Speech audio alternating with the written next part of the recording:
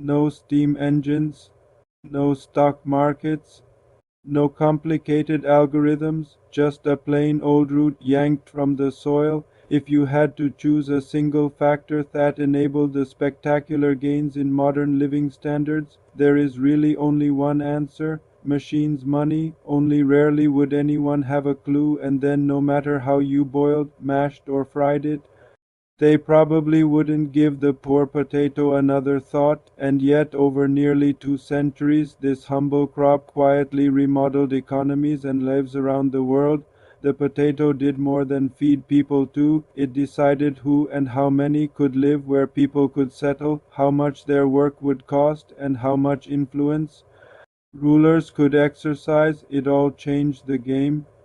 It transformed labor markets, sparked population surges, strengthened armies, and even made empires possible, all without drawing much attention. Here's the unnerving truth: when the most powerful force in a system goes unnoticed, invisible, or only clear after the fact, the risks quietly grow until it's too late.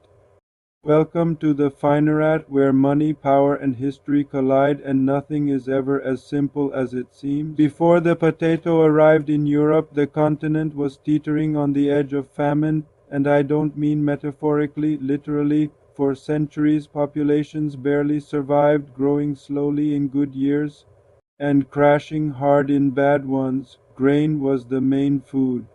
But fragile weather could destroy it, armies could trample it, storage often failed, transport was slow, one bad harvest could wipe out a generation. People lived so close to starvation that economic planning was nearly impossible. Wages stayed low because productivity stayed low. Families had many children.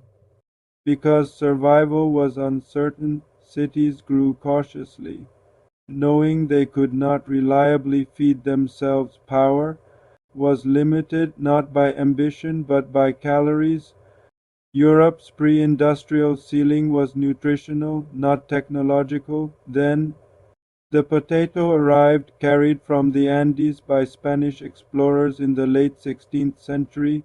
At first, Europeans distrusted it. It grew underground. It wasn't in the Bible. It was fed to animals or ignored entirely. Economic revolutions rarely announced themselves politely, but over time necessity overcame superstition. As the potato spread across Europe, something extraordinary happened. Unlike grain, it produced far more calories per acre. It thrived in poor soil, resisted cold, and because it grew underground, it was harder to steal, harder to destroy. Even during war, a family could survive, even thrive, on land that would have failed them before. This wasn't just improvement, it was a productivity shock. Suddenly, the same land supported more people, more children survived infancy, more adults lived long enough to work. Population grew faster, not because wages rose, but because food constraints ceased, and more people meant more workers, more competition, lower wages. Even as output rose, rural families sent children to cities not because wages were high but because there were too many mouths at home. Urbanization accelerated, early factories filled with laborers whose bargaining power was limited by abundance. This isn't a moral story, it's arithmetic. Cheap, reliable calories lowered the cost of survival, and cheap labor made industrialization possible. The potato didn't build factories, it made factories possible. States noticed quickly. Regions that adopted the potato could field larger armies, sustain them longer, recover faster from war. Armies march on their stomachs, and potatoes filled those stomachs cheaply and reliably. Population density translated into military depth, and military depth translated into power. Prussia embraced it, Russia embraced it, France, the Low Countries, all promoted potato cultivation, not out of nutritional concern but strategic necessity. A well-fed population wasn't just healthier, it was governable, taxable, deployable. By the early 19th century, the potato had become invisible infrastructure, assumed, taken for granted. Entire populations depended on it, without realizing they were betting their future on a single crop, and monocultures, as history would soon show, are efficient until they aren't. When a system organizes itself around one extraordinary input, it gains scale, speed, and power, but it also concentrates risk, and concentrated risk doesn't announce itself, it waits. In Ireland, the transformation was faster, more absolute. By the early 19th century, the potato wasn't just a staple, it was the system. Land holdings shrank because they could, population exploded because they could. Between 1700 and 1845, Ireland's population tripled from 2.5 million to over 8 million, and there was no industrial base to absorb them. And this growth wasn't matched by rising wages, or diversified agriculture, or resilient institutions. It was matched by dependence. Most rural families lived almost entirely on potatoes and milk, not out of ignorance, but because the math worked. Until it didn't. In 1845, disaster struck.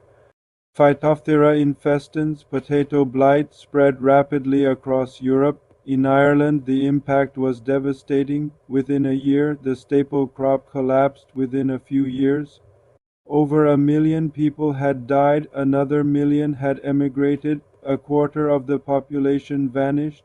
This wasn't just a natural disaster, it was systemic. Food existed, grain continued to be exported, markets functioned, contracts were honored, the financial system remained intact. What failed was access. The same efficiency that once maximized survival now maximized fragility. Ireland had optimized for calories per acre, but not for resilience. That distinction is everything.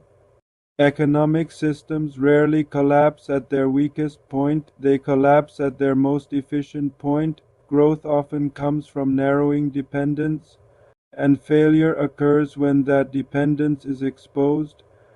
And here's the uncomfortable truth: none of this required bad intentions. No one designed the system to fail. No one voted for famine. No one decided to bet everything on a fungus-sensitive crop. The system evolved toward efficiency because efficiency worked until it didn't. Modern parallels are everywhere: oil, semiconductors, shipping lanes, fertilizers, payment networks, energy grids. Each is a modern potato: efficient, foundational, invisible, until it breaks. And when it breaks, the reaction is always the same: shock, denial, panic. Markets respond not to fundamentals first, but to realization. Stability is assumed until it isn't. The people who suffer most aren't the system designers, they are those who live inside, without knowing how narrow the foundation really is. This is why studying economic history isn't academic, it's defensive. Real wealth isn't just about growth, it's about survivability. The potato teaches us that prosperity can lift millions and still leave them exposed. The most powerful forces in an economy are often invisible, precisely because they work so well. Until they don't, history doesn't repeat. But systems rhyme, they grow by narrowing bets, and fail when those bets are exposed.